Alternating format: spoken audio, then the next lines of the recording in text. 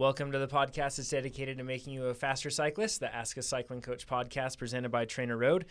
I'm Coach Jonathan Lee with our head coach, Chad Timmerman. Hey, everybody. And our CEO, Nate Pearson. Hello. And we are going to answer more of your cycling and triathlon-related questions today. If you're joining us on the live streams with Facebook, YouTube today, and even Instagram Live on all the channels, you can send in your questions, and we will come through them thereafter, after the traditional normal podcast that would try to keep to around an hour, and we'll give some extra credit time, I guess, where we answer some other questions. They can be cycling and triathlon related, or they can be something a little different too. We probably only can answer things within the realm of cycling and triathlon expertise. But Jonathan can answer hair product questions. But please feel free to throw in those questions. Guys, I'm going to give I'm going to do the proper start to the real podcast. Sound good? Okay. All right. I thought that was it. Welcome to the podcast. It's dedicated to making you a faster cyclist, the Ask a Cycling Coach podcast presented by TrainerRoad. I'm Coach Jonathan Lee with our head coach, Chad Timmerman. Hey, everybody. Our CEO, Nate Pearson. Hey. And this is where you get answers to your cycling and triathlon related questions. You can submit them at trainerroad.com/podcast. Before we get into that, we should talk about a few things. Yeah. First thing is, kick it off. On Facebook, there is a new Facebook group called TrainerRoad Beta. What is it called? Oh my God. TrainerRoad Beta users. It's the Beta group. Yep. TrainerRoad Beta group. That's what it's called. It's linked to our actual page. And we're putting our newest stuff in there. We have some discussions about actually a new testing protocol, discussions in there. We have things releasing very, very, very soon. Mm-hmm. I'm watching a little countdown on my computer. So if you're interested in that kind of stuff, go in there. But again, it's kind of fun to have a discussion about some of these new things and help guide TrainerRoad. Yeah. But if you're not interested and you just want to get it at the end, don't go in there.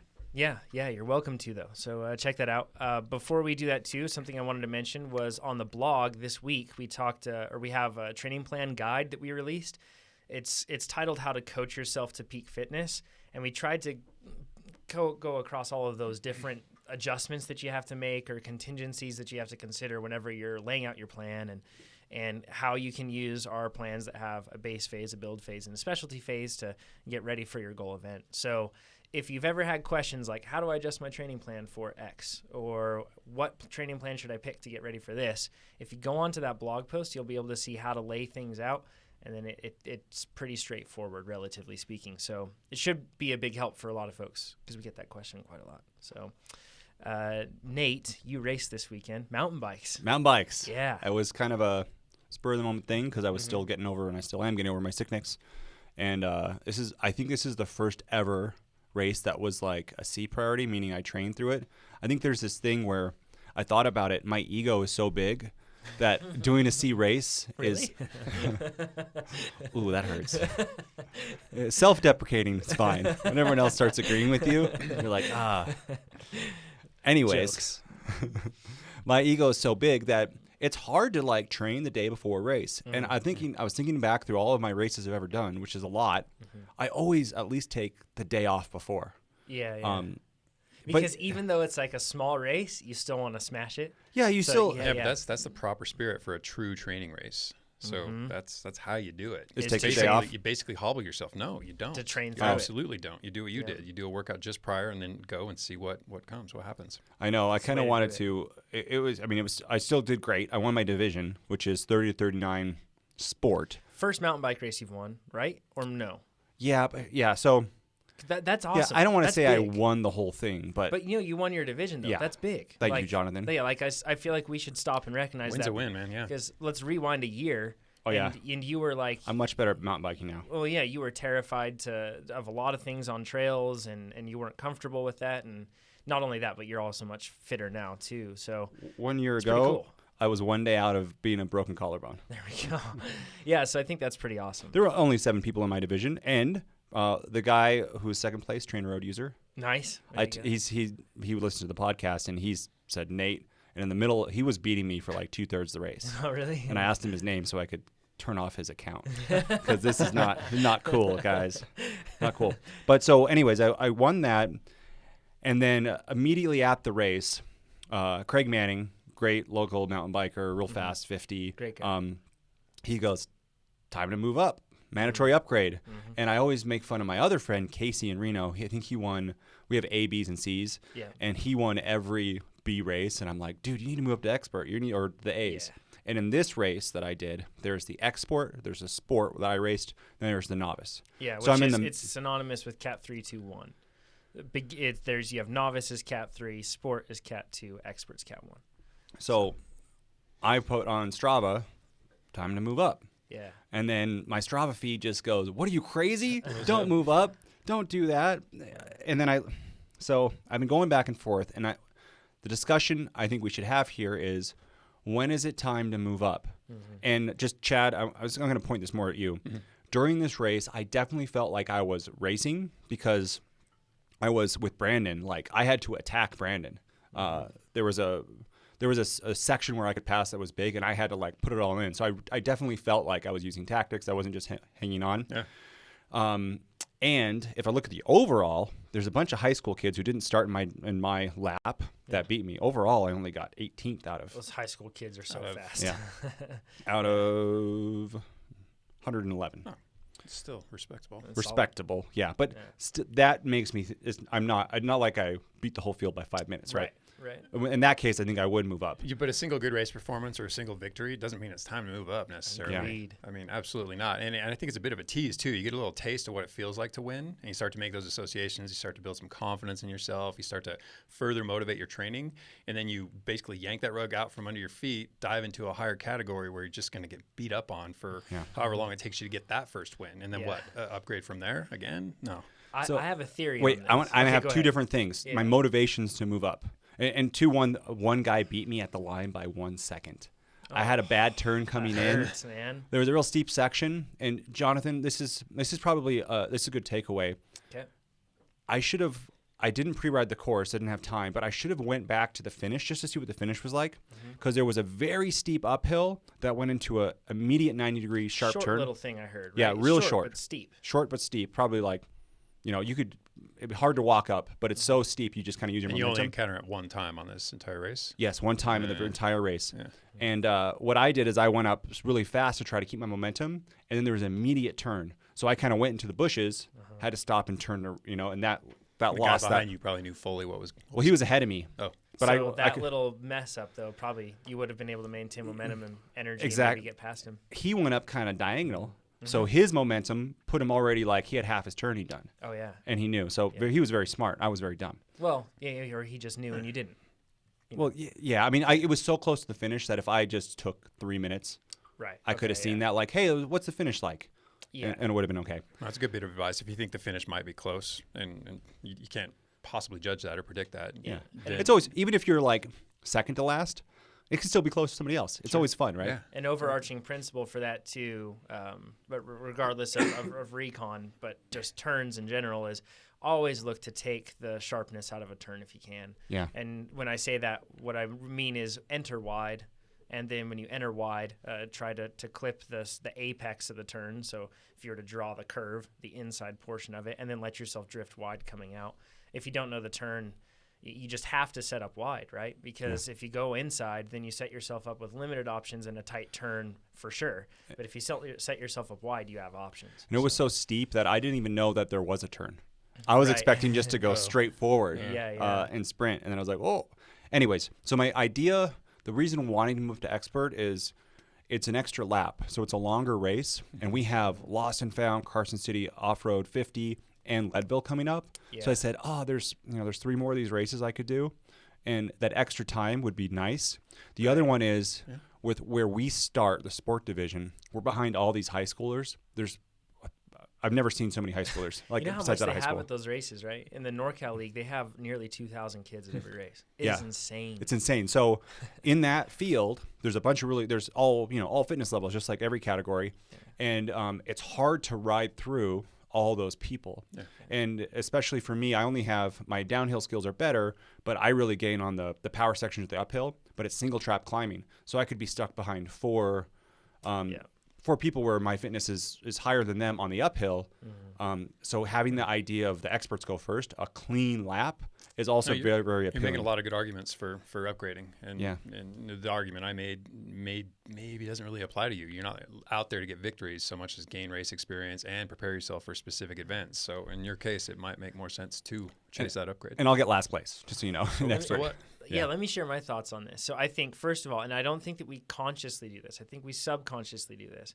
When somebody we know wins, and I'm just saying like in general, when somebody wins, then we go and we talk to that person. There's a bit of jealousy, and we don't realize it. So we Jonathan, say, you could win the sport. So we say, eyes closed. No, but like when a rider sees another rider they know win a lower category, they're like, well, that's because it's a lower category. Oh, If yeah. I was down there, I'd be winning too. It's time to move up. Like it's kind of motivated subconsciously by a bit of jealousy. Yep. I see that a lot. Yep. I think that you should move up. So my stance is you should not move up, Nate. And the reason for that is because I think that you are in a situation where confidence is something that is extremely important to your success in mountain biking. Back to the ego. Yes, and I think it's really important, especially with... I think it's fear, lack of fear, rather than confidence. Yep, yeah, and hopefully they dovetail together. They end up, having an inverse relationship there. But, even with road racing, I see a lot of riders that just don't have confidence either in their abilities or their tactics, their ability to read a race. And when you can win inside a group, I know that group will change when you step up and you'll have to relearn things, but you start to learn principles that can apply outside of that. And for you, Nate, I feel like that would be really important. And to get some wins under your belt on a mountain bike and to be racing at the pointy end of a race is good. And then with time, then you'll end up getting all that knowledge that you need later on that you'll get from racing expert. But give yourself some time to learn the lessons that you need to learn now. Because, like you said, it might be a while till you're winning at the top of expert, right? Oh, so, or ever. Yeah, so give yourself some time here and learn that. That would be my 2 cents. Like, in the motocross world, it was always you could never move up.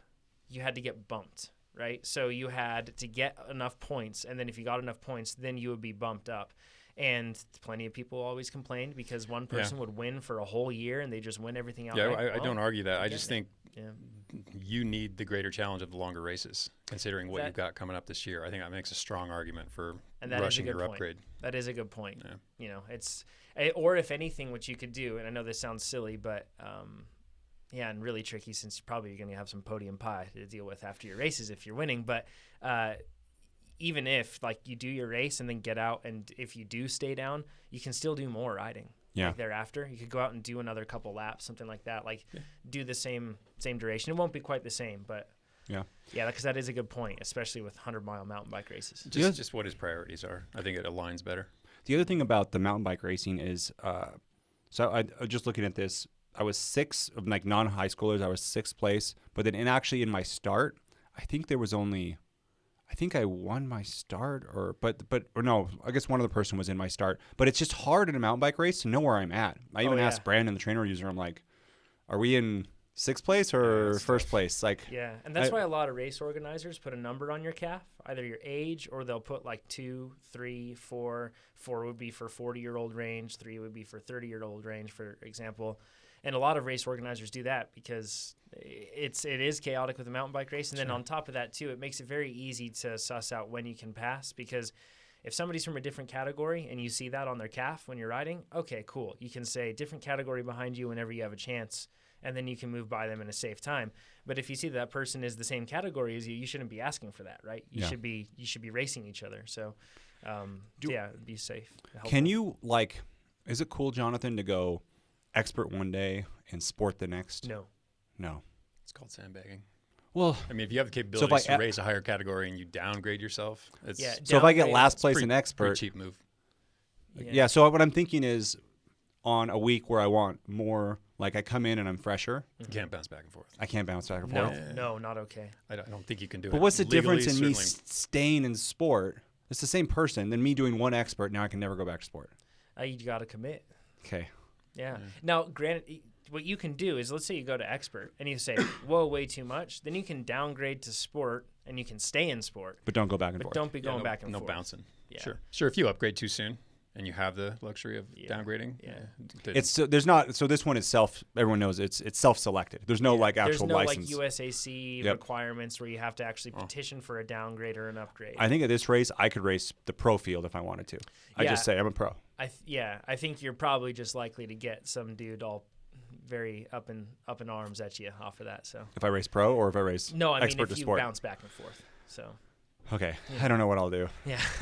You guys gave me a lot to think about. Food for Thank you. thought. Yeah, sure thing. Hopefully that helps some other folks that are maybe facing the same dilemma. So But I think the takeaway is just because you win your category, you Doesn't don't mean- have to upgrade. And I think if I didn't have anything longer, I would definitely stay. If I wasn't planning on Lost and Found in Carson City and Leadville, I would definitely be doing the sport all year round because until I'm Yeah. winning by 5 minutes, Until or they make you if I upgrade. ever got that, where I won by like 5 minutes or something. Final takeaway on this, the worst people to ask about upgrading or not are the people you're currently racing or will be racing. Don't ask them. Why? Because they'll say upgrade. Well, yeah, or they'll say don't upgrade, right? So it's just that they're skewed. Oh yeah. Because So- selfishly motivated. Yeah, exactly. Yeah. So you won't get a straight answer. Last week we talked about going into the science of recovery stuff. We've got another announcement. Oh, we do? Go ahead. Yeah. Mr. Chad Timmerman turned 46 yesterday. Yeah. Happy that happened. Happy birthday, Chad. Chad's very Thank you. grateful for that. Thanks. That's pretty old, man. So some people who are older need to, I'll segue this, need to recover more. There we go. Jonathan? Yes, and we talked about this, the science of foam rolling. Is that where you're going with that? Yeah, I Okay. guess so. Old people.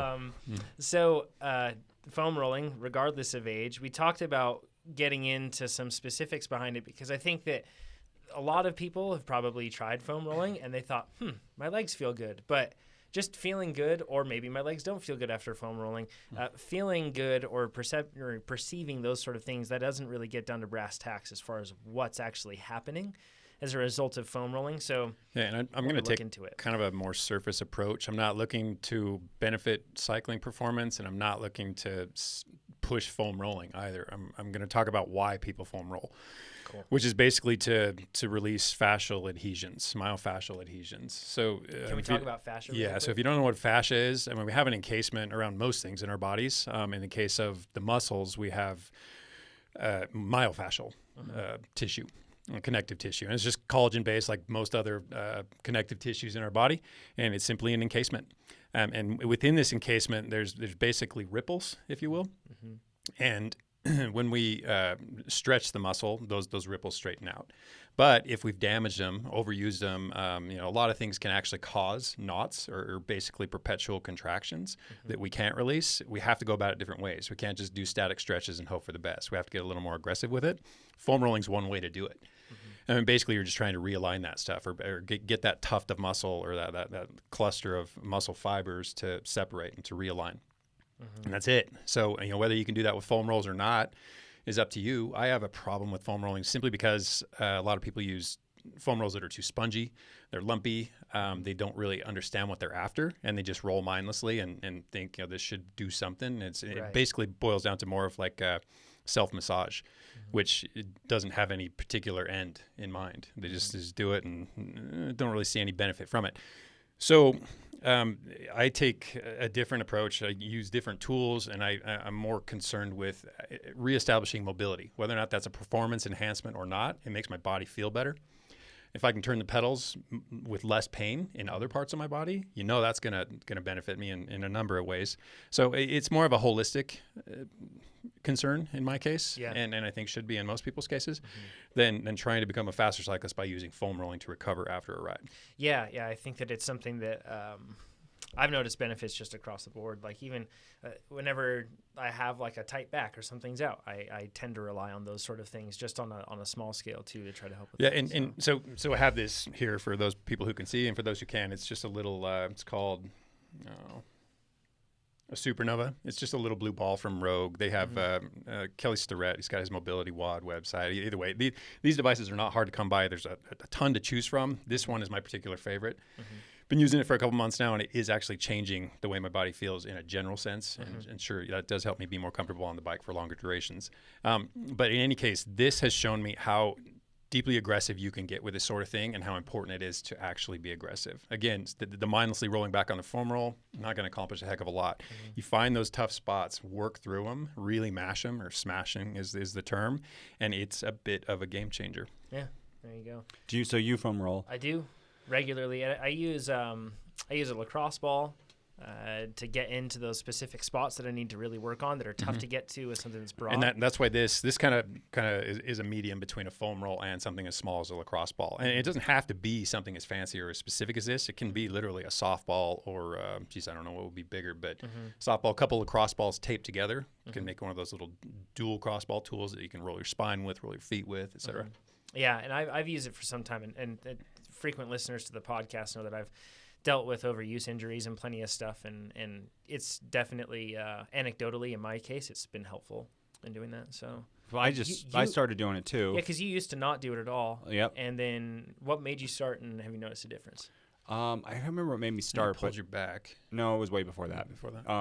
I use just the Amazon, like I have two of them, a trigger point one, which is really expensive, and I have an Amazon one that's like $7. It's great. That's great. Yeah, that's awesome. That's the point I was trying to make just there. Yeah. And the thing that I like about them, instead of just saying it's great, it's really firm, but it's not like painful or anything. It's not like you're rolling on plastic. I've seen people using a PVC pipe. That could be pretty painful, but it's really firm. And if you buy some really cheap ones, they're squishy, and that's not, like you said, Chad, it's not as effective. The reason I started actually is because you, Jonathan, you told me that the trigger point one wasn't hard enough and that you needed something more firm to get to actually feel that you get to those knot points.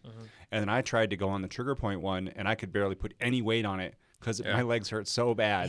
And I was like, well. Yeah, and there is a case to be made. I mean, if the tissue's damaged, so like you've lifted really hard or did something extreme on the bike and you have those micro tears, I mean, there is a healing process that you can impede by doing something like this. So there's a proper time for it. But if it's simply sitting on it and finding those tight spots in your glutes, for instance, finding one of those spots, sitting on it until it releases, making yourself consciously let the muscle tension go until you can get deep down into the fibers and actually allow them to, again, realign, to just basically relax, let that contraction go. That's a good point. When I start and then I get to this point, I notice I'm like, you are squeezing your quad. Yeah, you're tense, right? And then you relax it, and helps you're like, that mind-body connection too.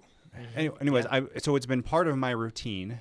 And I don't think I've found any science that says like that will make you a faster cyclist. No. But there's one science that does work: placebo. Yeah. So I feel like sometimes you do stuff in a routine, and you're like, if I rolled last night, I'm going to have a great workout today. Yeah. See, there's nothing, and I combed the annals of PubMed to look for something that would tie to performance, and it does in a general sense. Nothing that says specifically you're going to be a faster cyclist or a faster runner, et cetera.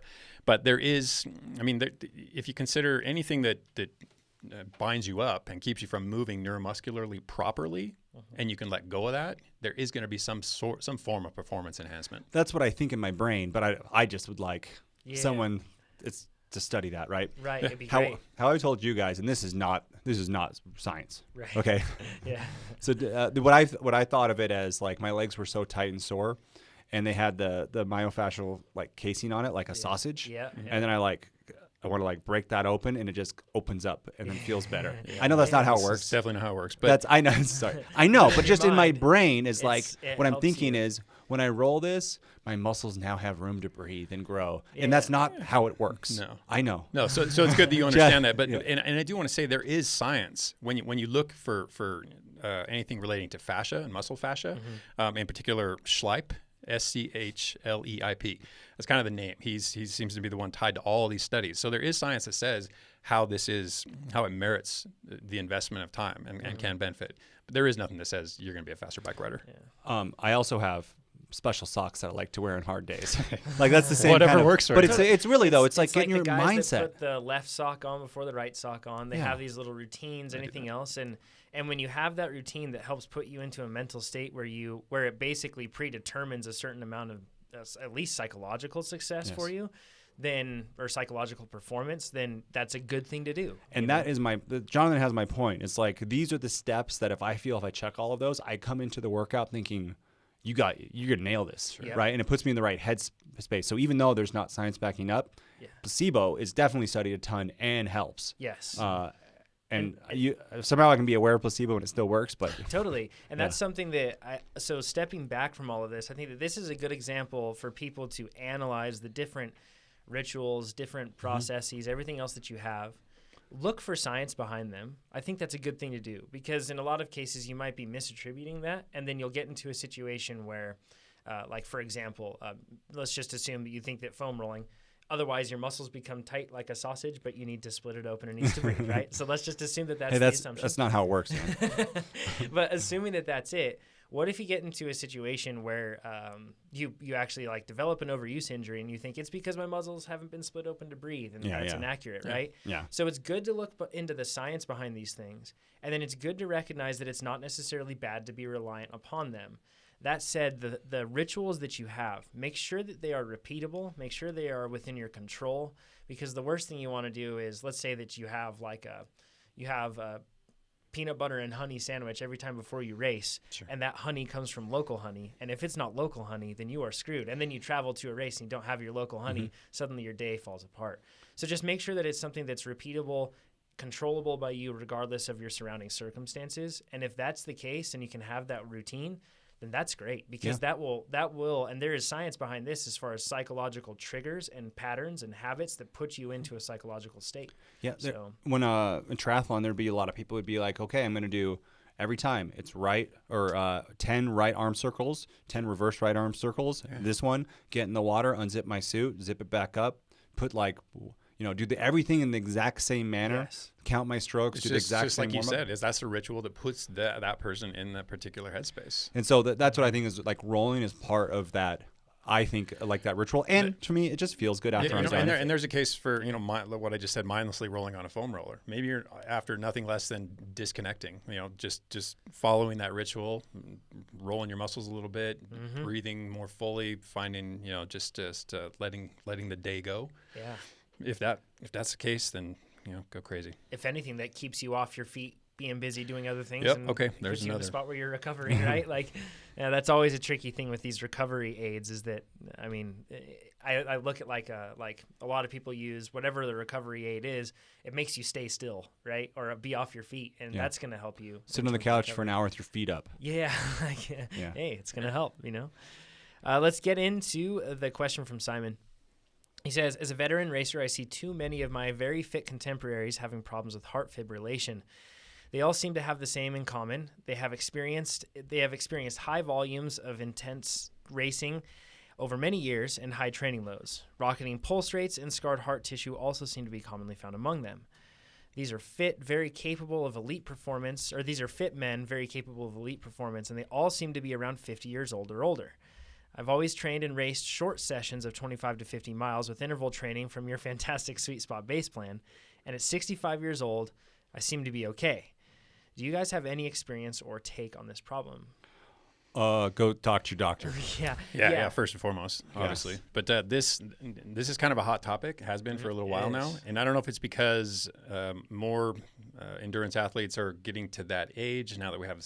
It basically probably comes down to the fact that we have the science that study these things and draw correlations and like really dig into them, and it's alarming. I'll say it. I do want to convey that while this is an issue and it's becoming a little more prevalent. It's not to say because you're an endurance athlete, because you do intense workouts, because you sustain high workloads, that this is going to happen to you. Right. So let's get that clear first off, but it is a valid concern for sure. And I know one study surfaced lately where they're trying to tie, as endurance athletes, when we work out, we develop the left ventricular hypertrophy. That pumping chamber of the heart gets buff, basically. And we can pump out more blood, and that happens. But so they're trying to just decide whether or not this is a frequent enough occurrence, or they're not even trying to decide. These guys are trying to tie a value to some way to make it measurable. So even in the athletes who don't display any cardiovascular issues, is there an issue anyway? Is there something that we can do to address it? And then there's also a super good book, and this kind of, I don't even need to dive into it. If this is of interest to you, if this is of concern to you, The Haywire Heart, written by Chris Case, John Mandrola, and Leonard Zinn, is an awesome read. And if you want to dive into the details of this, that's awesome. Pretty easy way to go. Yeah, this is a pretty complex topic that's outside of our realm because we're not medical professionals. But I wanted to throw this in here because we get a good amount of questions where people ask about this. So I at least wanted to share that we aren't ignoring it or anything else like that. And we can offer some tidbits of advice, simply that I don't be excessive. Well, and talk to your doctor, and they can actually do stuff. If you're worried about your heart, doctors have things that they can help with your heart. Totally. I don't. A good friend of mine that has actually dealt with this, he was able to see that he was going to have a propensity for it beforehand because he was just regularly checking in with his doctor, and he was able to manage it because he was hand in hand working with that doctor. So but this is more anecdotal, but before I did Ironman training, I went to my doctor and said, hey, I'm going to do an Ironman. He's like, I'm glad you came to me. And they did. I'm not sure what the test was, but they looked at my heart, and then he goes, you're good. You don't have any of the things that we'd be worried about.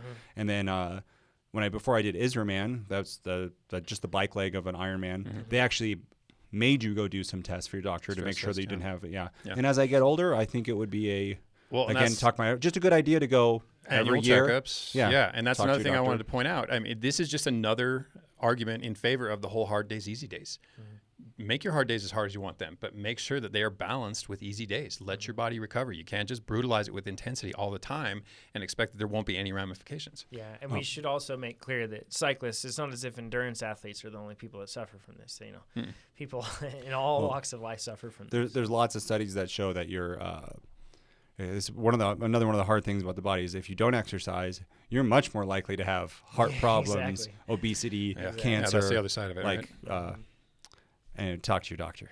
Exactly right. I feel I'm all I don't I wish we need a cardiologist in here to answer this one on staff. Yeah. Well, yeah, and so if anybody does have questions on that, though, the people to consult are your doctors. Yeah, stop asking us like, "Hey, I'm 65. Will I develop a heart condition if I train for Leadville?" We don't know, and we're not going to answer you. Maybe. So, Tilo says, I mean, say anybody. I know. Yeah, don't even say maybe. We're not the guys to ask. Tilo says, hi, this may have been asked before, but I really like the taste of beer, and I don't want to harm my recovery. He says, so I've chosen to drink alcohol-free, and he says free in quotes, beer, with less than 0.5% alcohol content. Will that amount of alcohol still harm my training and my end goal of getting faster on the bike? Thank you for your great podcast and training plans. Yeah, so Tilo, I would assume, yeah. If you've listened to the podcast, know I continue to fight the good fight. I'm trying to prove that there is some form of performance enhancement. Trying to prove that goes along with beer consumption. This is a study we know something about. Just kidding. Yeah, this is proper.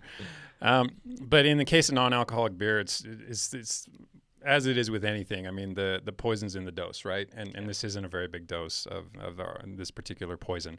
So a small dose, small ramifications. I wouldn't give it too much thought. In the case of an actual beer post-workout, it actually starts to matter, and it matters on a lot of levels. There aren't really any beneficial metabolic effects to alcohol. That's the sad truth of the matter. There is, however, one study that I keep coming back to, which is it's a 2001 study by McCarty that talks about how moderate, mind you, alcohol consumption stimulates AMPK. So, I mean, we talk about that a lot. I mean, this has downstream effects that spur mitochondrial biogenesis, improved endurance capacity, and it also improves insulin sensitivity in the muscles. So when our muscles are more responsive to insulin, that means more nutrients get in, more glucose gets in, gets packed away as glycogen, more protein or amino acids get in and can do muscle repair, build new fiber. Okay. This is the strongest argument I can make. And then I did a little bit of math in the case of a beer that's 0.05% alcohol. So let's assume you're at the high end of what they say they're less than. 12 ounces, that's 0.6 ounces of alcohol in that can of beer, which is 17 grams of alcohol. Per gram of alcohol at 7 calories. So before you even add in the hops, the malts, the yeast, everything else that's in the beer, you're already pushing 120 calories for your non-alcoholic beverage. Yeah. That gives you nothing. All of which furthers the point that alcohol is the most empty of empty calories. It just is what it is. So, if that's... People were like Disney slow clapping for you right there. They were so happy. And then as much as I'd like to say... you dropped them off. I think that math is a little bit I was hoping off. Someone would challenge that math. It is off. But just the idea is it's still calories. Yes. And the other thing to think about this... Not necessarily beneficial ones either. Yeah. There you go. Because calories aren't necessarily bad. No, you absolutely not. Calories. No. So. Chad brings up a bigger point in the scientific world where there's usually a study that says something, and as soon as it agrees with you, like I've been hanging on to this one for better part of 15 years now. Yeah. Then you go, oh, there we go. It's settled. Study. And even though there could be people do this with climate change, right? There's like, Oh yeah. I think it was like 4,000 or something studies that agree with it, and like 4 that didn't, or 7 that didn't. Right. And Those are the people ones are that like, anchor. the 7, look at these, right? Yeah. And Yeah. so I want to believe Chad. You know, Nate, Right. Nate, but you mentioned Yeah. something last time we were talking about this, and Chad, you've mentioned this plenty too. It goes back to rituals, kind of. But what you're doing after that workout, or after that race, or after something else like that, if that's something that psychologically helps you relax and recap the race with your friends, anything else like that, Let's drink, Chad. True. There is a balance to be struck. But Right. if you're looking for if you're looking to optimize your recovery, alcohol's Yes. not part of that picture. Yeah. yeah. So you could just I don't drink alcohol. I manage just fine with that. We had our vigorous team building session a couple weeks ago, Yeah. 3 weeks ago, I think. Still recovering. I still can't drink a beer. I tried, and I was like, oh, You're a rookie. yeah. All right, let's get into Chris's question. He says, are plyometrics a good use of extra training time? If so, what are some good workouts, and at what point in the season should this work be done? Also, if beneficial, when in the week is best? Rest days, high intensity days, recovery days. So that last part is kind of, we've covered that in some respects. Yeah, it could be lumped in with all strength training. Okay, cool. Yeah. There are some caveats, and I'll get to those. Awesome. This is something that I've done. I've actually used somewhat regularly plyometrics. I haven't done a whole lot this year because I've been spending more time. In your case, it might actually make sense too. But yeah, it's been good for me in certain ways. We'll get into it later though. Yep. So first off, what are plyometrics? Plyometrics are not just reactive or explosive exercise. They actually involve the SSC, or the stretch shortening cycle. So basically the elastic component of your musculature, which means there has to be some form of preloading before you actually do the explosive effort. And that's what makes them plyometric. That'd be the difference. And then as far as extra training time, sure. If this comes at the expense, and this is the argument we've made in a lot of other cases, if it comes at the expense of training that could be more beneficial to becoming a better endurance athlete, no. But if you have extra time, it's not the worst way to go. Certainly not for multi-sport athletes or runners. For instance, there's a fair amount of science that shows that it improves economy, rate of force development, and certain muscular and mechanical aspects that do benefit running. When it comes to cycling, those same things carry over, but you have to consider how you'll employ that. I mean, if you're a steady state athlete, 40K time trialist, do you need reactive strength or explosive power at any point? No. I mean, there are, in that case, better ways to spend your time. I'd think of maybe like a cyclocross athlete or a mountain biker in Yeah, for sure. technical terrain. The guys who have to generate, so rate of force Crit, development, maybe. how quickly you can create a whole bunch of force is relevant in a lot of cycling disciplines, not so much in others. So if it's one that matters, in the case of criterium racing, anything that involves jumping or sprinting or surging up a hill or jumping onto somebody's wheel or anything like that, I think this is applicable. It can also help correct muscular imbalances. So if you do some form of plyometric training and you find that one leg is particularly better at that activity, well, that's an issue that's worth correcting. I mean, anything that favors one side of the body can have effects on your pelvis, effects on your low spine, and those effects carry. So in that case, this is yet another argument in favor of doing something along the lines of plyometrics. And then my common point that I always try to insert is that it makes for a stronger, more capable body. So outside of the realm of cycling, if this is something that benefits your performance in general, just your day-to-day, why not? Yeah. It's something that I've used. So I specifically think of mountain biking on technical terrain. Riders that need to mantle up something, or they need to maintain a lot of strength to be able to pedal through when balance is very tricky, right? When you're in loose terrain or something like that. I noticed that this type of strength is really helpful. This type of training that builds that sort of strength can be really helpful. And then in terms of when to do it, without covering the stuff that relates to strength training, this should come on the heels of some form of strength training, so some form of coordination. You don't dive right into plyometrics. There should be a base of strength work that underlies this or precedes it. You'll be extremely sore if you just dive. Yeah, right and in, it's just by the way. dangerous. There's Yeah, a lot you that hurt can go yourself. wrong. Totally, Like, it's very easy to do. Jonathan, as you get old, into your 46-year-old. But no, but really, even me. People get that old? I'm at 35, and just from coming down from the pull-up bar, landing, and I'm not warmed up. Yep. Jonathan, my ankles hurt, my knees hurt. And I'm like, whoa, Yeah, like you got to warm up. So right? it applies to older people, or that's concerned with aging athletes. And then with junior athletes, I don't know too many coaches who recommend plyometrics. Again, it's pretty dangerous. Their bodies are still forming. There's a lot of reasons not to push plyometrics on junior racers. And if you're wondering like what a particular exercise is, just like a jumping split squat. So legs are staggered, and you simply leap up in the air. And then the preload would come with a bit of a dip into the jump, bit of a dip into the jump. These are best done at the beginning of a workout when you're freshest, because what you're trying to do is improve muscular recruitment. You can't do that if you basically waste your muscles and then try to expect a high level of recruitment. So do them when you're fresh, and then don't overdo them. Couple times a week at best, and try to limit the jumps to 100 tops. And this isn't something you start with. That's something you work up to. I'm no expert on strength training, but I'm going to talk about it anyways.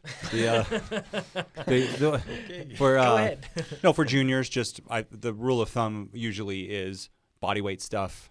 And then if you do, some juniors do plyometric stuff, but it's built over many years. So for instance, my kids are in gymnastics, and I watch kids from old into these high school stud dudes doing the iron cross up there, and you can watch their progression in different classes. And at first the kids are doing just running and jumping and stuff like that, and then as they get older it's a progression, but they're not taking someone who's never done it at 16 and then saying, now start doing these extremely explosive movements. That's probably the argument for why a lot of coaches don't recommend plyometrics. Yeah, because you don't have the history.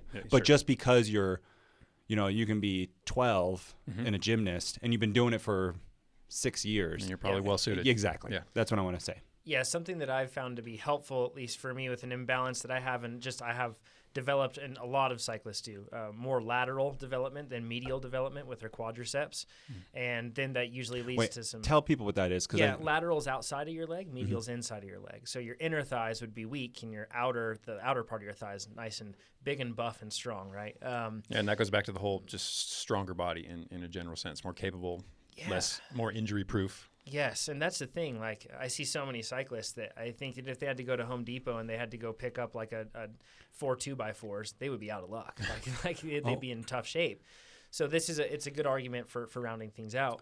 Sorry, Nate, go ahead. No, just one more anecdotal thing. We talked a lot about a limiter being upper body strength in mountain biking. Yeah. I did upper body work, the mountain bike race. Upper body did not hurt one bit. We actually have a question. And I was in such better position. I even thought on the third lap, I was like, whoa, it was a 90-minute race. I was like, hey, this isn't so bad. Yeah. Hey, these things work. Yeah. Yeah, so the durability. And I was also safer and faster. Totally. Yeah. One thing I was, or what I was getting at there was an exercise that I utilized, and by all means, once again, this is working up to it, everything else, but basically like lateral like tires. I'm sure you've seen tires where you're just like picking up your legs left and right type of a thing. But imagine spreading those tires out wide so that you had to kind of lunge from one, like side lunge from one to the next, and you did kind of like a diagonal movement, sideways and forward. And that really helped develop and awaken the medial portion of my quadriceps. And your hip musculature. And my hips really well. So that was one thing that I've latched onto and I retain. And I do those weekly. I don't do a whole lot of them, but it does help. Well, yeah. I mean, if you're a pure cyclist, you set yourself up for failure in a lot of realms. I mean, we basically move in a single plane of motion, and when we do it with low impact, and it's very controlled. Yeah, and even though you might think that that's okay because you'll stay in that plane of motion, usually problems start to manifest themselves with folks over time. The other thing that Cody Kaiser said in our podcast, but by the way, Cody made World's Team too. Congrats, Cody. Yes, congrats. Awesome. For Cody, is that they were talking about arms or shoulders rolled forward like a bike racer. Totally. And also software engineers, any desk job, you do that too. And I look at myself on this podcast and I'm like, Nate, sit up straight. What are you doing? I know. So that's another thing that like. We need a taller table, don't we? We need a taller table, but it's just working on that. Because, as a cyclist, if it's a day job, you're always slunched over like this and your neck sits out. And then if you're a cyclist, that's the position you're in. Yeah. And then you just get that all the time. Tease the upcoming video? Guess we can. Sure. Yes, we just did. Yeah. So we're going to address this with another video to complement the strength training video, the 5 strength training moves. If I had to limit it to 5, these are the 5 I'd choose. Did the same thing with stretching. And this is exactly what it addresses, is this awesome. Forward, kyphotic, hunched position that we spend so much time in. And Jonathan, where could people see that video? You can go to youtube.com/TrainerRoad and you can see it. Thank you, Jonathan. One thing I wanted to call back to foam rolling and this sort of thing One thing that I find really helpful with a foam roller is, after a workout, I'll roll out my legs and everything else. Then I lay on my back and I put that foam roller in line with my spine. Then it's not like once again, I'm not using PVC or anything that's like really hard. And then I just kind of lay back, and that foam roller comes up to right where the top of your shoulders, where your neck starts. And when you do that and you just lay back and let your body flop, it's like reverses all of that bad posture that you have on the bike. It feels fantastic. It's just a nice way to relax, and I feel like it puts me in a better position. So that's another way you can do that. So I can raise the table too. Apply to the desk jockey. Lower my chair. There we go. I know, but then we look so little. I'm gonna stay high. This is good. Yeah, we'll make Jonathan look big the rest of the time. Yeah, we'll just have good posture. It kind of hurts my legs too, but it's okay. The last thing I wanted to say with plyometrics too is that this is a downside of plyometrics that I feel that when we talk about strength training, if you're doing like weights properly with good form with somebody perhaps watching that form and checking you, at the very least you have a mirror that you're diligently watching or using your phone to like film it or something.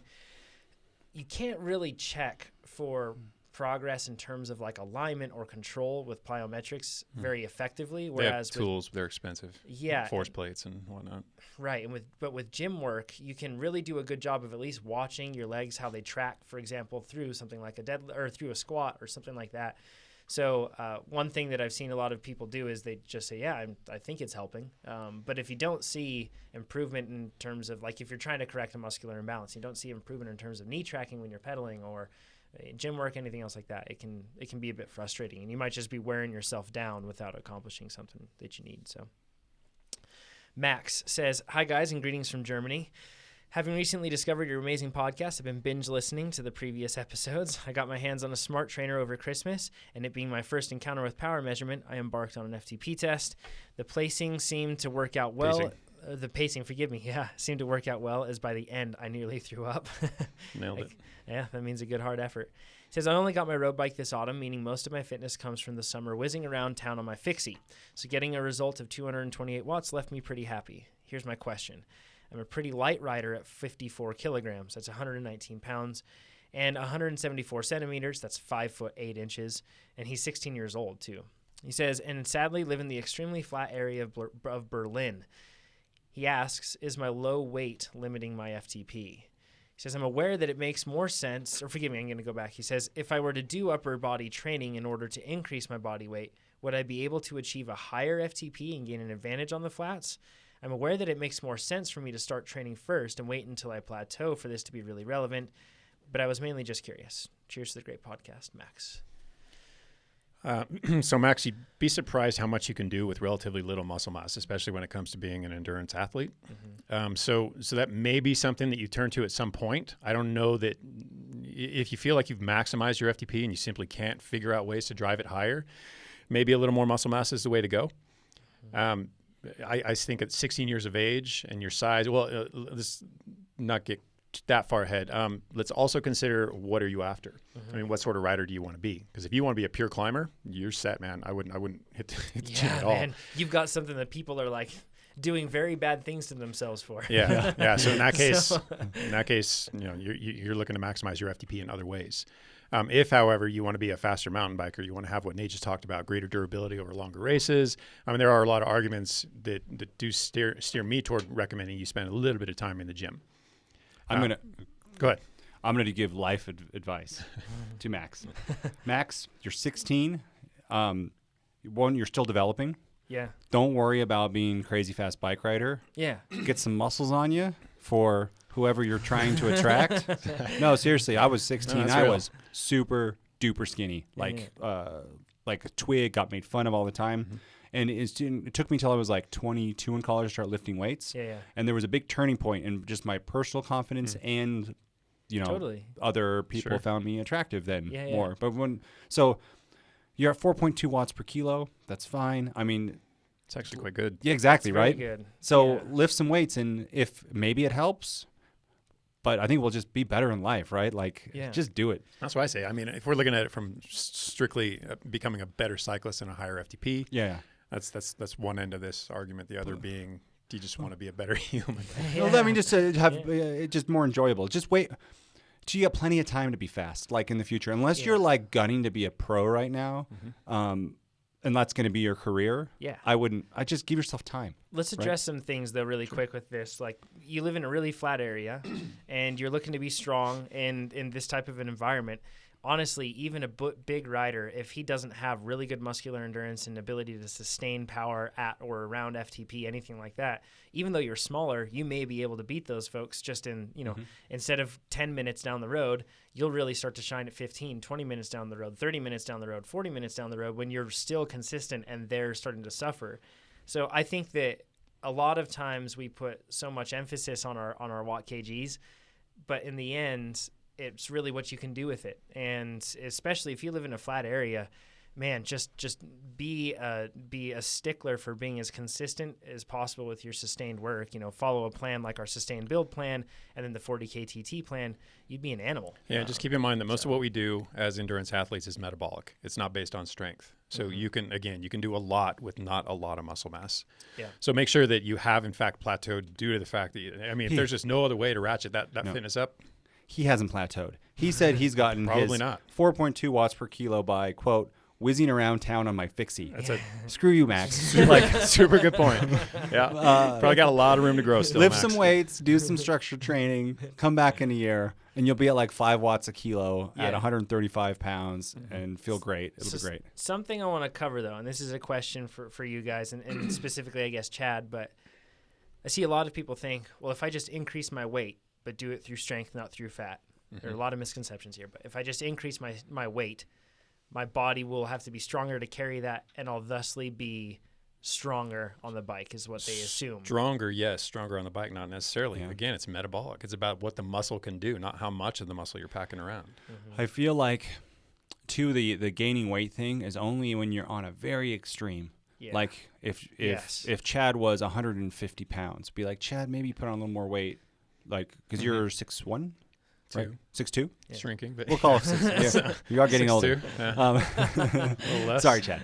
But you know what I mean, though. It's not. Yeah. It's usually not someone in the middle who's 5'8", 150 pounds. Like, I need to get to 170 to be strong. That's not.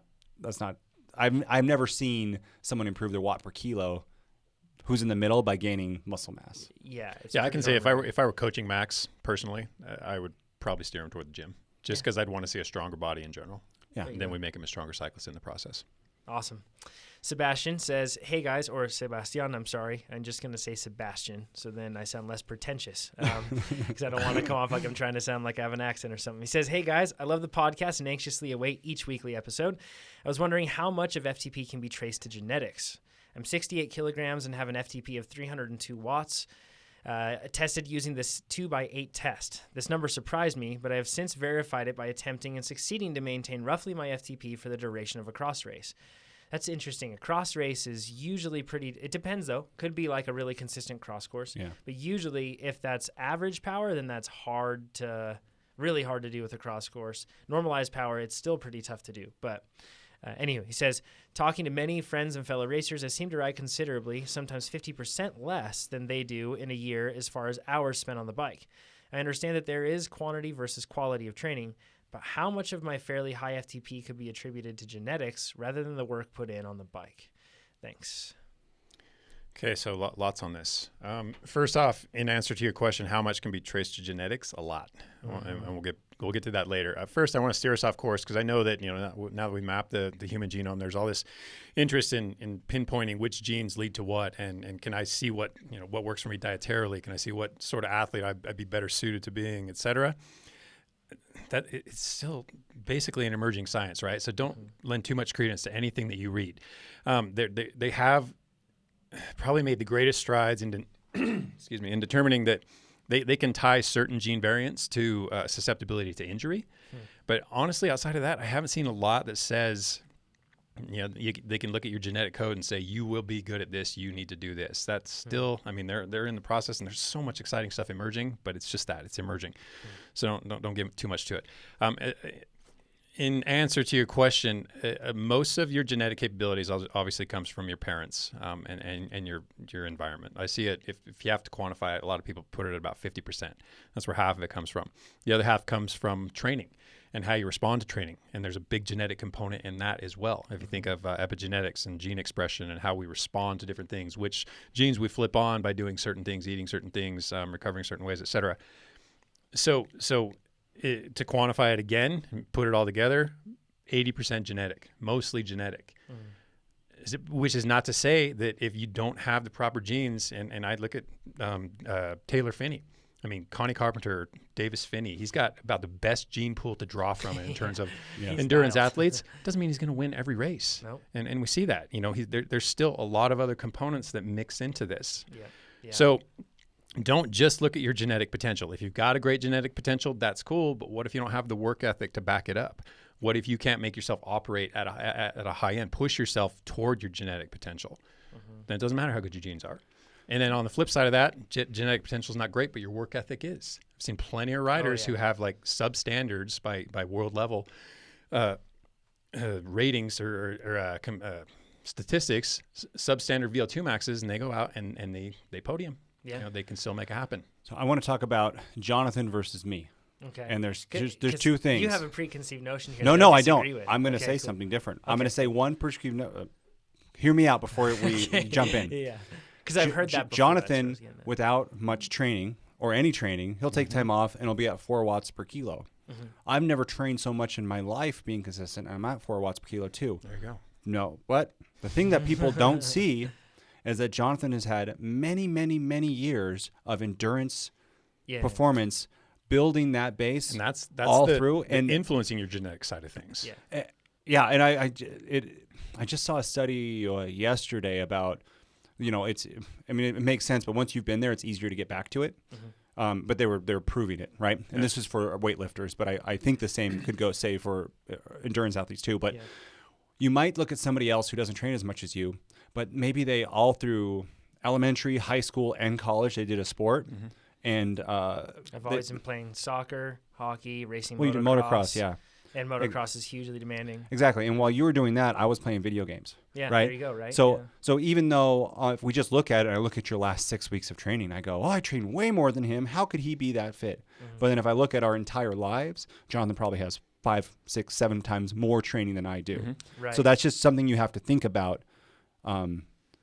It's their entire history. Both his genetic basis, what he took from his parents, and his genetic expression, how he's shaped those genes to act over time. And for me too, my first mile, I think I 10 something. Like I've never been a fit person. I think what was your first minute mile in elementary school? I don't know the first one, but like I was usually like a sub 7 area. Yeah, exactly, right. And I couldn't even run a mile. Right. So there's that part into it, but that doesn't mean you can't train yourself to be awesome. Absolutely Just because I started lower. I walked the whole bit of athleticism, bit of video games, and didn't realize till relatively late in life, 30 years of age, that I'm actually a pretty good endurance athlete. Yeah. So just because I didn't manifest earlier in life doesn't mean it's not there to be exploited. Yep. Yeah. There are certain people that so just thinking, I'm going to jump into motocross for a bit, but I'll explain these people to give some point of reference. But there is an athlete named Jeff Ward who was kind of small, not extremely lean. They called him the flying freckle. He did not look like the star quarterback, right? But that guy's work ethic was absurd.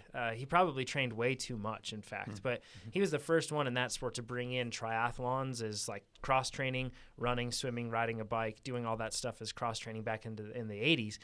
And he flipped that sport on its head because he was willing to work harder.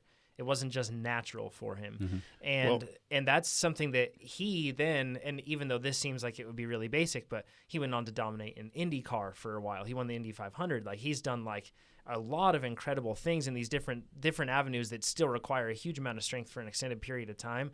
But I think that my point with this is you can have subpar genetics for whatever you consider that to be, and you can still do so much with that in terms of expressing your ability to express whatever performance that you're going for. It's pretty impressive to see. So. Yeah, I'm just reading, like I talked about last time, but a book called Grit, and it's talent their talent times effort equals the result. Yeah. So Totally. you just got to work harder, and it's so many. Tonight I'm speaking to a college class about entrepreneurship, and I was never the smartest kid in the classroom, and I never, I didn't ace my SATs or anything, but I started a business because I really think I just outworked other people, and other people launched a few months after we did with kind of a similar idea, but I think, well, of course, we think we executed better because, and I think it's all just effort. I agree. So that's the same with endurance. It's so much just you can make up for performance just by working harder than anybody else. So you're talking about talent plus effort. I look at it in terms times effort. Okay, I look at it as capacity times, if you will, I guess, work ethic. Yeah. But then in our situations, then there's the ability to execute. So you can have the work ethic, you can have the big capacity, you can have everything in line, but then race day, you have to be able to put it all together. You have to be able to strategize and race well. It's the mental component, right? Yeah. That's what you're talking about during race day. Yeah. And that will be refined over time and years, and you'll find that your solo as a bassoonist ends up preparing you somehow for being a cyclist, right? Like you can, if you take it seriously, like it helps you across the board. I would take 10-1 every day. I would take work ethic with a lack of talent versus an excessive amount of talent with a lack of work ethic. Oh, for sure. Yeah. And I think that we see as a that. coach, that's what you want. Totally. Doesn't matter how much talent there is. If they're not willing to work, and we see you that. got nothing to work with. And it's frustrating a lot of the time when you see these athletes coming up, whatever the sport is, and you think, oh my goodness, they're going to redefine this sport, right? What records should be, everything else. And a lot of the time when they have that talent, but they don't have that work ethic, it doesn't hit. So the final thing to touch on with this, I think that I try to never tell myself that now I compete. I'm probably within the top few percent of cross-country mountain bike racers in our country. But I still tell myself that it's not coming down to just that person has better genetics than me. And I feel like that's a really bad move for you to do. I think that like Keegan Swenson, for example, like he's the number 2 cyclist or mountain biker in our country. And at that level, he's probably getting to a spot where that really starts to make a difference. But at my level, it's not. And if I ever do that, then what I'm doing is I'm trying to say that he's just better than me and it's out of my control, and then I discourage myself. At that point, it's almost not even a question of the capacity and the work ethic anymore. Then it just boils down to that mental side of it. Who wants it more? You line up with 100 guys, 10 of those guys can win the race, are fully capable. Who's going to get after it that day? Who's going to do all the right things right? Who's going to really chase it like they want it? It goes to what we talked about last week about potential. And I guarantee you, besides like those upper level pros, no one's really hitting their potential. So extra effort will get you to that level of potential. Totally. And it makes me frustrated too. Some people say, "Oh, I just have bad genetics, so I can't do X, Y, or Z in fitness." But then they don't do anything. Tired excuse. Like I worked out for 1 week the first week of January, and it was hard. And I didn't get super fast, and now I'm done. I have bad genetics. Yeah. Or there are certain things that would make you way more than other people, but still, people can overcome that with more hard work, right? Yeah, and you're not you stuck. You don't have to race well as a Cat 1. You can race well as a Cat 5 too. So Totally. I mean, if that's your ceiling, then strive to be the best Cat 5 racer you can be. Right. Exactly. And yeah, I agree. I think this is good. Hopefully we redefine some things for some folks. It's all about effort. Oh, another thing too is so on our Facebook group page, we're experimenting with a new testing protocol, and there's been a few people now who have that's a good point. who have emailed. They write on it and they go, okay, my new FTP is such and such. That can't be my FTP. You guys are so wrong. And the reason that they're saying is because it's way too it's higher. It's like 20 or 30 watts higher. And they come back, and like then the 2 or 3 days later, they're like, okay, so I did over-unders for 90 minutes.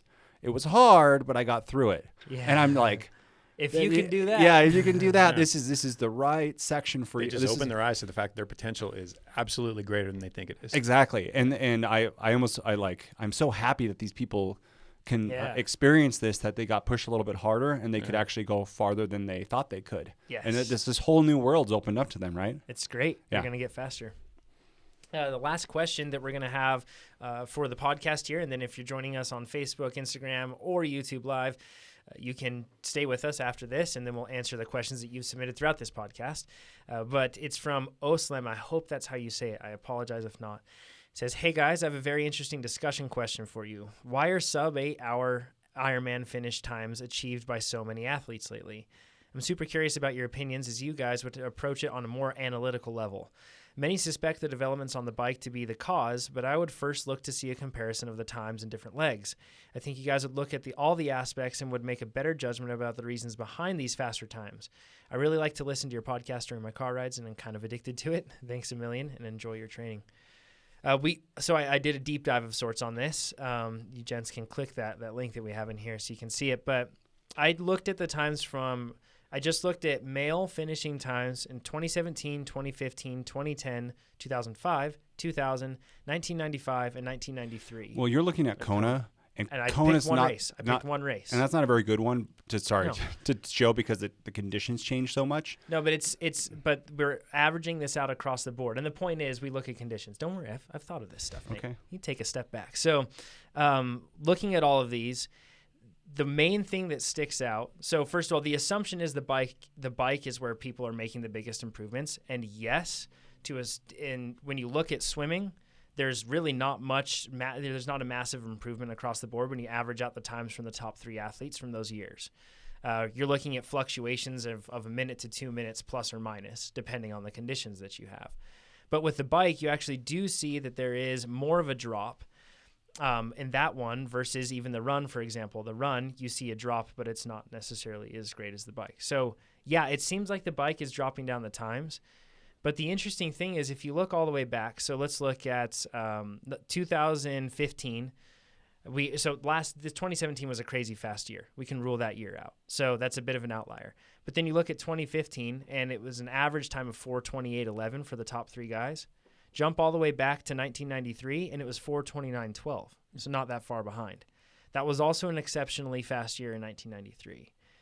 But the one thing that you do see across all of these, in terms of what's getting the average times, if you look at them, they are dropping over the years. It's that the athletes are not just banking on one specific leg and just going for that one and then blowing their pacing routine out. You see more consistent lower times across all 3 of them rather than a person that's an incredible runner just running extremely well but then disregarding the other ones or swimming or biking. So they're getting fitter across the board? Either getting fitter or they're being more intelligent with pacing. Maybe that's because of power meters, anything else. But the one common trend that you see with these decreasing times is that the fact that there's more consistency between all 3 bike legs in terms of timing. All 3 tri legs, sorry. Yeah. My theory is that over the course of triathlon, the sport's grown up. Mm-hmm. And before with the pros, there were a lot of pros who they would try a main sport, they wouldn't make it, and triathlon was their backup. Mm-hmm. So going back to genetics at a pro level, and they didn't grow up, and the money wasn't in triathlon. So when they were young, it wasn't like they were in triathlete the whole way. It was kind of the opposite. Like Lance was a good example. He was in triathlon, then he got so good that it's like, I can make a lot more money in cycling, so I go to something else. Even marathon running, same, you make more money. Mm-hmm. So as the sports gets bigger, more people come into it. Another example is like soccer or football in like South America or in Europe. Everybody's doing it. So there's such a huge talent pool that comes into it, where triathlon still is kind of small. So I think there's still going to be major improvements with just the quality of the genetics that get put into it. Yes. If people were getting like NFL or NBA level contracts to do triathlon, like $10 million a year or something, there would be the times would be so much faster because the best athletes in the world would be changing from one sport to another sport. Yeah, like there's a Pop Warner football system that goes from little kids all the way up, and then it's a very clear track. Mm-hmm. Like there's no stops in between the gaps, right? You go Pop Warner to going up into high school, then high school to collegiate NFL. Yep. It's very clear, and you don't have that at all in triathlon. Yeah, exactly. There's the development, and so a lot of times you'll see somebody's history, and they may have been on the swimming track. Mm-hmm. And they even got to D1 swimmer in college. Mm-hmm. And then they missed the Olympic trials or they missed the Olympics, and now they switched to triathlon. Or the same with cycling. They didn't make a pro tour team, but then they switched to... Totally. The other part of it is it used to be where you could be like a one-trick pony almost. Like you'd still be fit, but this goes to what your point is. Yep. But you're a runner specialist, or Norman Stadler was a bike specialist. And that's how I see this. Yeah. I think people have gotten smarter across the board. They know how to train better, maximize their time. They know how to recover better. So they're simply training smarter.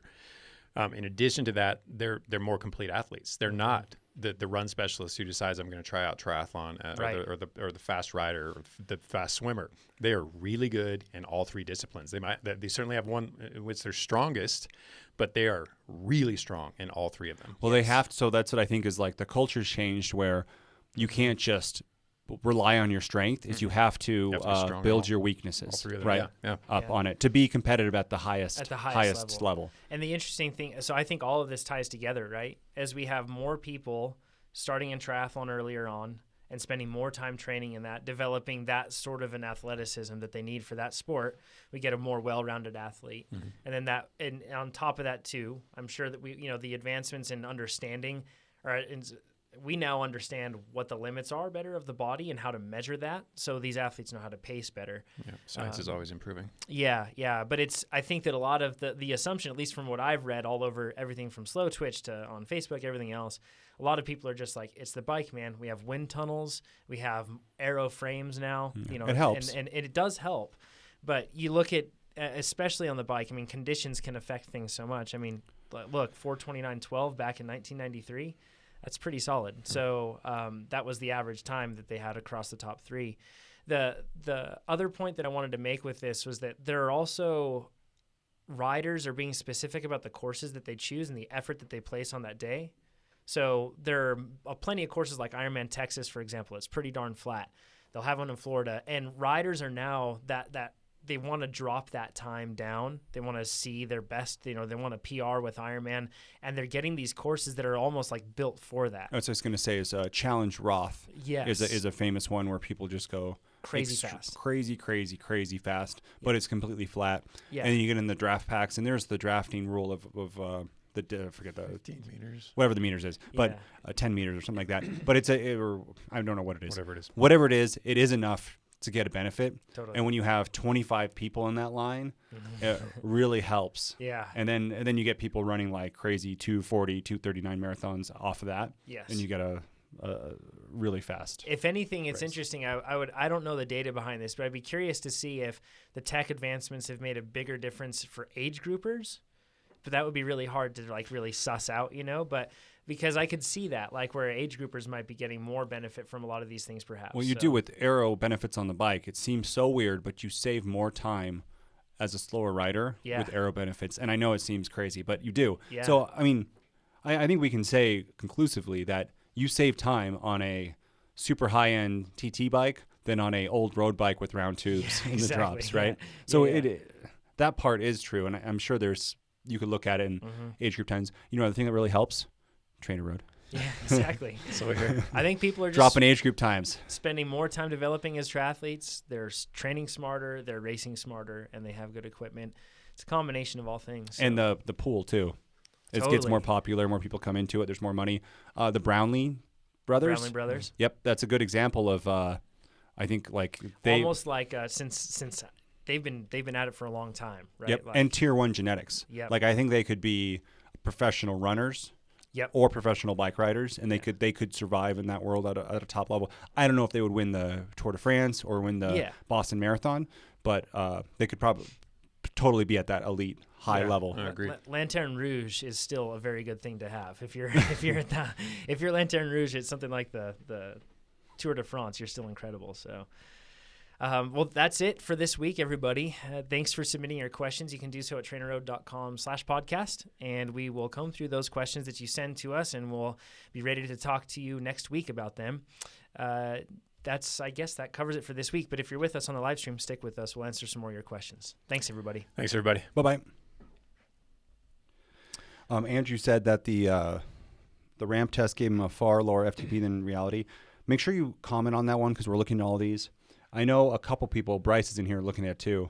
We looked at a couple people who said that, and then I looked at your workouts, and the person I'm thinking of, they couldn't make it through like a 10-minute sweet spot interval without backpedaling. Yeah. So just be like, he's Bryce looking at me right now, right? We see a few of those where someone says, oh, it's way lower than it should be. Mm-hmm. But then if you look at your workout performance, you can't get through workouts that should be easy without stopping. Yes. And if that's the case, I would look at your FTP again to lower it. Yeah, so we can talk about next podcast. Let's talk about failing workouts, because there's the time too where somebody else said I couldn't do this workout, but they did it at 6 a.m. over-unders, fasted, did a night ride the night before. Yeah. You're not mentally ready. Right. There's always failing, but if every workout you're turning it down, every workout you're backpedaling. Yeah. We'll definitely talk about that. Yeah, we'll do that next podcast. Justin says, and this one comes from YouTube, he says, if we have a bike permanently on a trainer and a separate bike for riding, how important is it to match drivetrains and gear ratios, especially for those of us that primarily mountain bike? And when he points out, especially for those of us that primarily mountain bike, I think that what he's getting at is that really those of us that spend more time in lower gear ratios, because that's steep trails, windy trails, that sort of a thing. It's a marginal gain, I would say. Like you're still going to be building strength, and you're still going to be building everything else that you need to build in order to be the better cyclist. We're trying to improve work capacity. Whether or not you do that at a low cadence or a high cadence is kind of icing on that cake. Yeah, and low inertia or high inertia, once again, that's like icing on the icing of the cake. Sprinkles. Sprinkles. Yeah, that's awesome. So yeah, it does.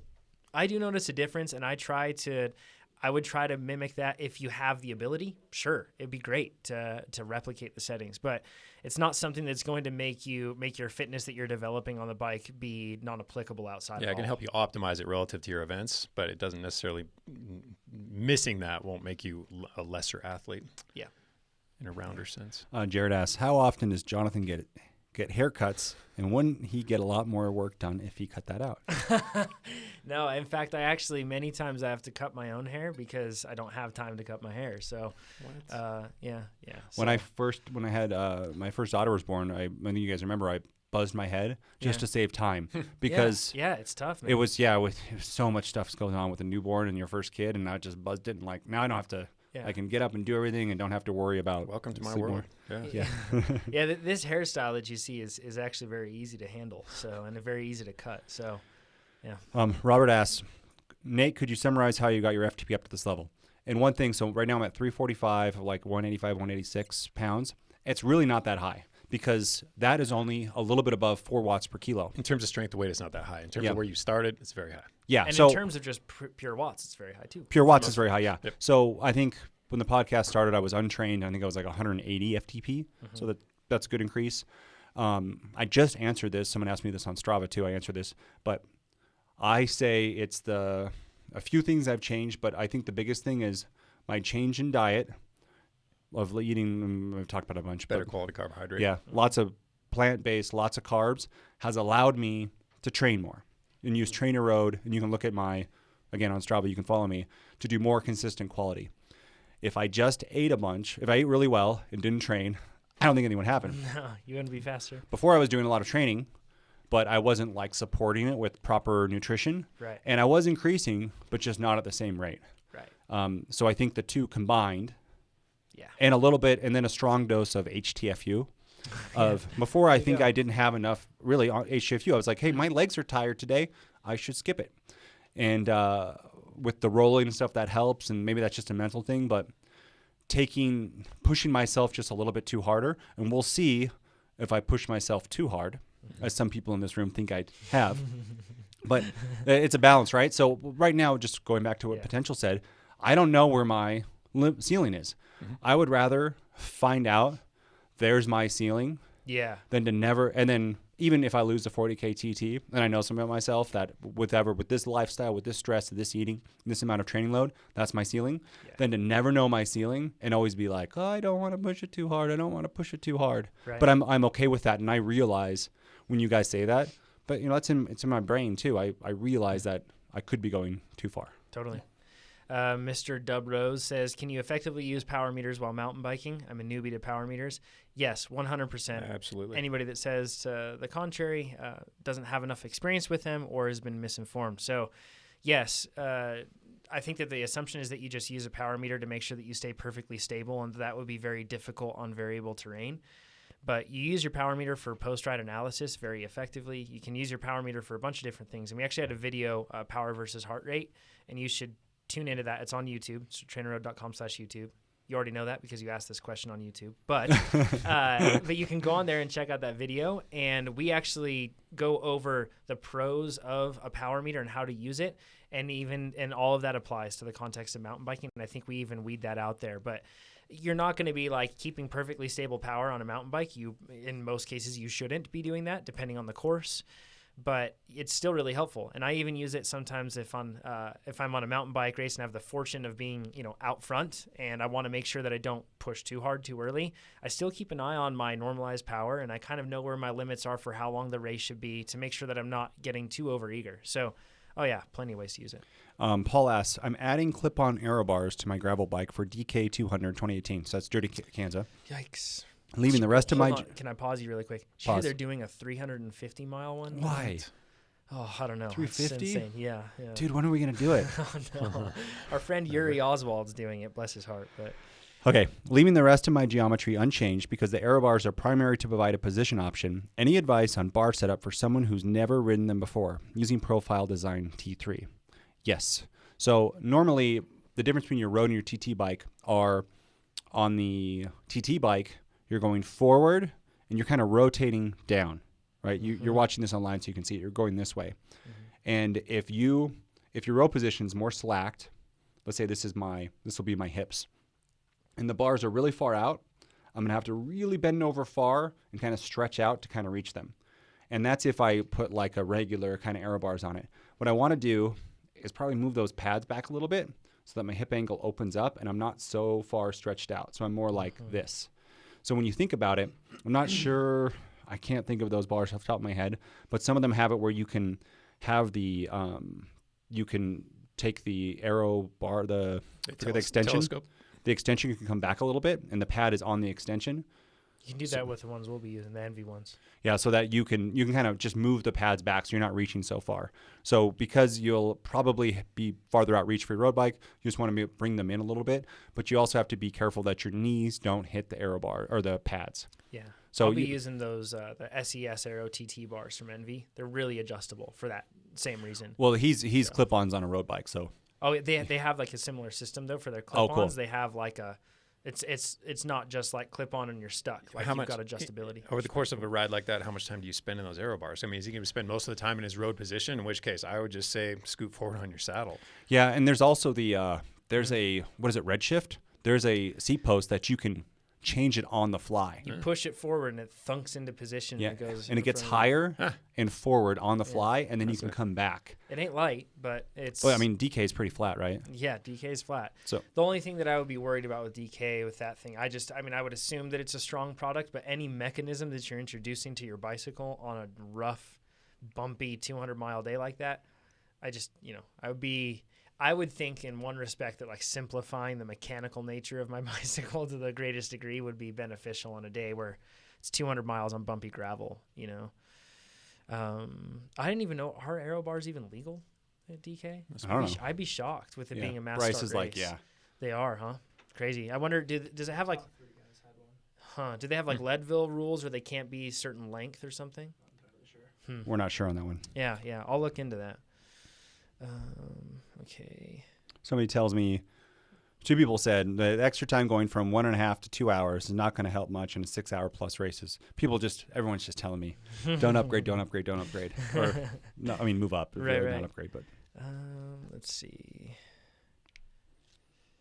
Lots of people liking that ramp test that you've mentioned, Nate. And people can find that in the TrainerRoad beta group where you can apply there to get in. Someone says here that they're following Sweet Spot Base 1 and 2, high volume, and that they've gotten their 6-week average training stress up to 90, but it seems to plateau after this. Should this concern me, or should I just keep following the plan? I've added a TSS filler workout. Should I try to keep building? Training has progressed well, and I wanted to continue the progress. So this is kind of like the idea is, and what James is saying is, so I'm at 90, which is a lot. Mm-hmm. Like 90 is a lot. Not many people can hold 90 average 6-week training stress, or daily 6 weeks. It's I up there. forget. Yeah. and things are going well. Mm-hmm. Should I add more to it? Okay, can you continue getting better? And That's what Nate's doing right now. So he's trying to explore those limits. So even our high volume plans aren't going to be high enough volume to inspire adaptation in some athletes. If you're one of those athletes, then yeah, you have to find ways to grow it even more, and you have to carry that into your build training as well. So who's to say? But if someone's progressing nicely at that sort of level build, Totally. would you, this early in the season, would you be like, yeah, you need to add more? it's a tough one. I mean, there's no particularly right answer, but if your trajectory has been rapid and it feels like you're on top of it and it doesn't feel like you're just hanging in there, I would flirt with keeping the training load on the up. That's what I was going to say, is that I would personally do it based on how I feel. So if I just really what you said, if you feel smashed, don't get so caught up in the numbers. It's like, Yep. I'm doing this, I think I can do more. On some level whether or not that's a wise choice. Soren says, I'm a triathlete and still totally confused on how to do a bike race. Would love some more shows on how to bike race, as in literally how do you get involved. So the best way to do that is to look for a calendar, first of all, to find out what type of racing is in your region. And if there are a good amount of races, chances are that you probably have like local race organizers, or you have some sort of an organization there that can help with getting you selecting which races. But I'd really recommend getting in touch with a road team that you like to get into road racing. Can Local be really bike helpful. shops are a good way to go about it. Universities, of course. Yeah, like start with and make sure it's a team that you like, though. Like there are a lot of teams that might be way too serious for you if you're starting out. So look for a club or something else that like it's got guys that maybe some of them race. It's a good way to ease into it. And then I would listen to the Cliff Bar podcast we did. We talked about crit racing tactics. And actually stay tuned, because we might be doing something similar when we get to Sea Otter that could be pretty cool. You can also just find like on the USA Cycling site, a race locator, pin down a race in particular, look for an early bird race that might have a skills clinic tied to it. Good call. Craig's got it's a fun question. I'm going to paraphrase it. He said, let's pretend Wout van Aert is our athlete, right? He uses TrainerRoad. And he's got, on Sunday, February 4th, the UCI Cyclocross World Champs. Yes. Exciting. And then in 9 weeks after that, he's going to race Paris-Roubaix. So off the rad. top of your head, not knowing anything about him, what do you think he should do to prepare for Paris-Roubaix after racing World Championship on February 4th? With a 9 week gap. Yeah, 9 week his gap. level of performance and fitness. And Yeah. before we get into this too, consider he's been doing some racing, but he's been turning down I know this just from following him even on like Instagram and stuff. He's been turning down his volume and keeping that intensity high coming into Worlds. Like he's not he's probably, I mean, I would assume he's at peak fitness, but it's not as if he's tapering for this. So yeah. Anything else that you can? Are we going to recommend TrainerRoad plans? That No. This is like this is just a fun question. Yeah. Oh yeah. So I mean, he obviously knows better than anybody, but I'd take a week of low compression riding. I mean, just low intensity work. Just try to get his head straight, and then dive back into basically re-specializing. He's got to shift gears. I mean, there's a lot of overlap between. Is there though? No, probably not. I mean, in terms of overall fitness, he's got to be doing a ton of base work. All that base is going to fold really well into something like Paris-Roubaix. So it's probably, I don't think he's going to push his performance to a higher level than it'll be for Cross Worlds. Right. But he's riding a super tall wave, and he's just got to carry most of that into Paris-Roubaix. Yeah, whereas I'm sure that with Cross, he's focusing on shorter efforts. I'm sure that he would be, you'd want to focus on more sustained ones. Since Paris-Roubaix, the majority of it is flat. But there is a fair amount of overlap, though. I mean, there's a lot of dynamics that take place in something like Roubaix and all those climbs. Yes. And those cobbles, that section, every time you go into those, it takes a lot of strength to be able to maintain your momentum through those sections. Absolutely. He should be great at that. So he'd Yeah, be actually, very I think good at it. Yeah. there's some pretty good overlap there. He's got to be. I know Peter Sagan's exciting, but he is by far and away to me the most exciting bicycle racer to come around in the Both last him and Vanderpool. It's going to be time. super interesting to see what they do on Yeah. the or the Vanderpool, road. forgive me. Yeah, is the guy that I'm speaking of being the most exciting. Yeah. I'd like, on top of my head, I would think that take the week off, and he's probably so trained up on VO2 max and anaerobic stuff. I would actually do, this is totally hypothetical, right? If you had to put him in a TrainerRoad plan, Yeah. high volume, obviously. Of course. And then do climbing road race, just because I'd want climbing road race does have some VO2 max, but also the sustained stuff, he's probably hasn't been doing training for that sustained quite as much power as much as the racing and stuff, because he's racing. Is he racing multiple times a week? I think so. But anyways, usually. Yeah.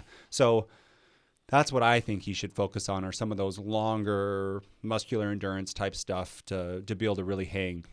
Yeah, I'd agree with that. But it's fun. That just made my favorite race of the year that much more exciting. I know, right? Yeah, pretty cool, right? What it's like? What time in the morning does that start? Oh, it's like extremely 3 early. a.m. Or Is that on NBC Gold Sports? Yeah, it is. Okay, so we got to have a no spoilers alert for like. Oh yeah. We have to have we it should for like. Host it here. We should. 3 a.m. Sunday. Well, No. I like to do it while I Set a ride. time. Watch Set the. a time, watch it. It'd be fun. I'll get on our bikes. Yeah, it'd be good.